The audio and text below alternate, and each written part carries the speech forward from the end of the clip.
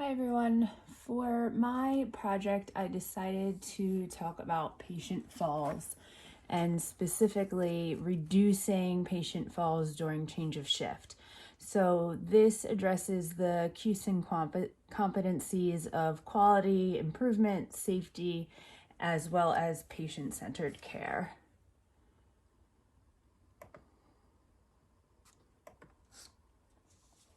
So falls account for one of the highest risks to patient safety in the hospital as well as other inpatient settings. And in many cases, the falls are preventable. Not only do they lead to serious injury, they also increase length of stay, which in return costs hospitals thousands in lost revenue.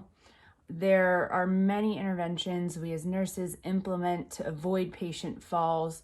None of these are new to us, from wristbands to signs on doors to special colored socks to bed alarms, chair alarms, policies about call bells.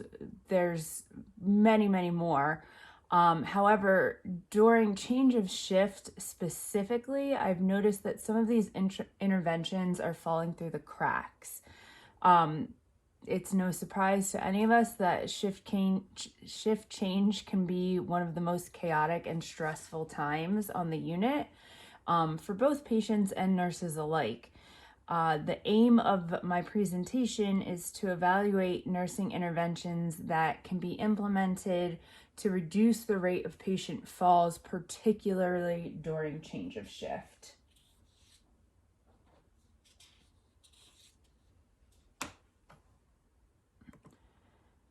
So let's talk about what this is addressing. So the what is falls. For me, I work on a inpatient unit in an acute care setting, but really we can apply this to many different healthcare settings. Who, for me, like I said, is inpatient nursing units. When specifically change of shift, why do we care about this? Well, we always are trying to increase patient safety, obviously reduce avoidable injuries. A huge part of this is decreasing length of stay. A lot of the research shows that when patients are involved in a fall, sustaining an injury during their hospital stay, it significantly increases the length of their stay. And then to decrease loss of revenue related to patient falls. Like I talked about previously, the competency for this is going to be effective implementation of strategies that reduce the risk of patient harm, therefore increasing safety, increase quality measures, and also increase our ability to deliver patient-centered care.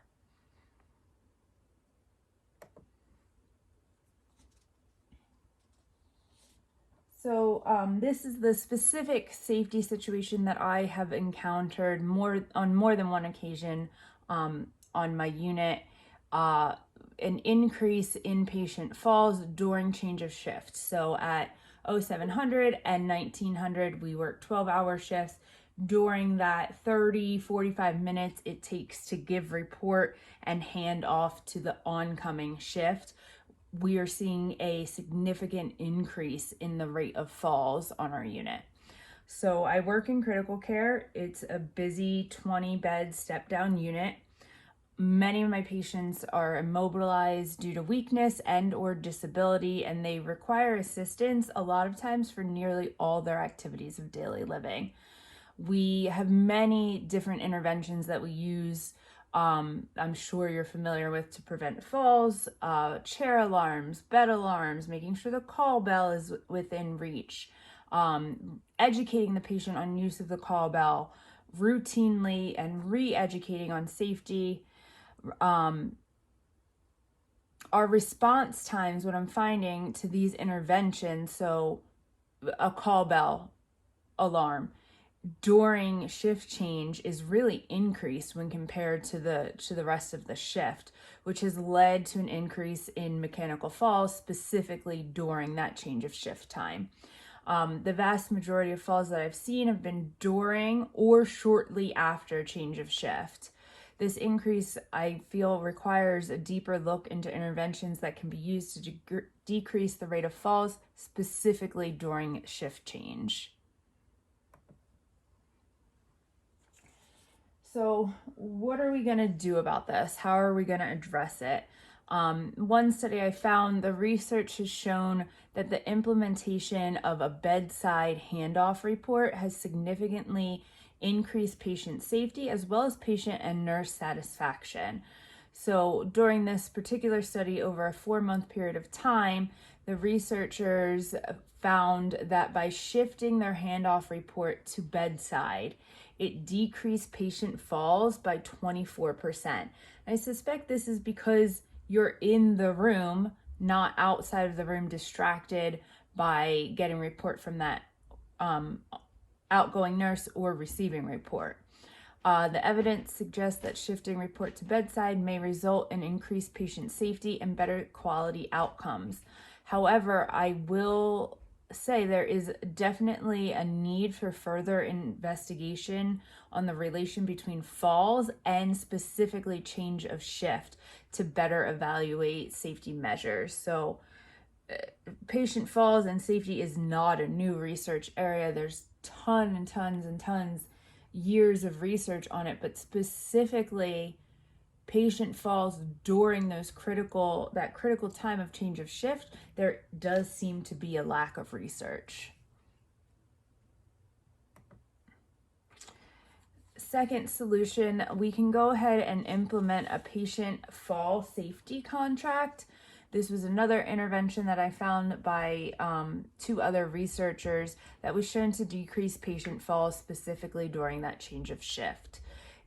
This contract, combined with patient education related to fall risk, was found to decrease patient falls by 55% in the first 4 months of implementation. So that's a huge number. According to the authors, the unit that implemented this contract and patient education regarding falls continues to experience fall rates that are well below the national average to this day. So, my unit personally, we don't have a formal patient fall safety contract, but I think that it would go a long way to actually educate the patient on the interventions and why we're using them. It's one thing to say to the patient, please don't get up, use your call bell. It's a whole nother thing to say, please don't get up, use your call bell. This is why, and this is what could happen if you do not do that. I think the education aspect of the contract is really what is making a major difference in the rate of these falls. And then finally, third solution, there was a nurse-led project at the Cleveland Clinic titled The Most Crucial Hour of the Day.